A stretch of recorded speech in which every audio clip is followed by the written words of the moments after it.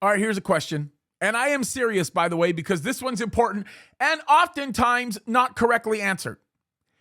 How do you go to heaven? Is there a way to go to heaven? Now, if you want the biblical answer to this, the answer is really simple.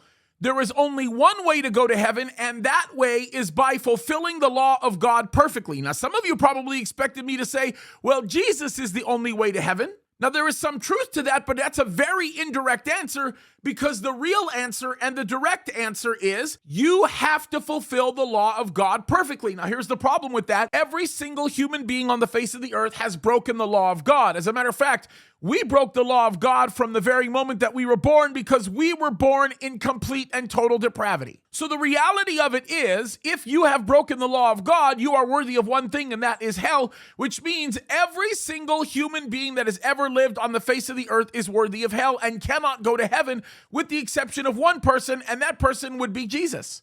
Now, what's interesting is he actually lived on this earth perfectly. He did keep the law of God perfectly. The Bible says that Jesus declares that he did not come to abolish the law. He came to fulfill it every jot and tittle, and he did fulfill it perfectly. He never violated the law of God, which means he's the only human being that's ever lived on this earth that actually can go to heaven.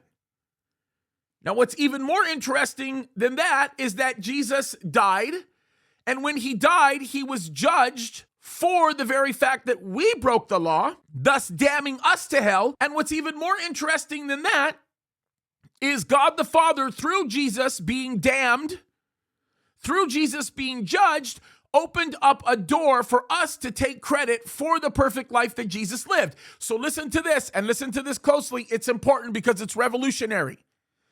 When you go before God at the end of your life on Judgment Day, and God looks at you and says, "Well done, good and faithful servant, enter into the joy of your Lord," he will have recognized you as somebody who fulfilled the law of God perfectly. But did you fulfill the law of God perfectly? No. But what he does see is the perfect law of God being fulfilled through Christ. So what happened is this, and this is what the Bible tells us, is as Jesus lived on this earth, he wore the perfect robe of righteousness. Our righteousness is as filthy rags. We didn't make it. And when we choose to accept Jesus Christ in our life, we take off our disgusting version of righteousness, we put on his version of righteousness, and guess what? We get credit for the perfect life that he lived. It wasn't because of the life that I lived, it's because of the life that Christ lived. And folks, that is not only revolutionary, but that is something that is beyond anybody's ability to comprehend. Now, that has not only everlasting effects for how we live our life in the future, in eternity, but it has powerful effects on how we live our life today.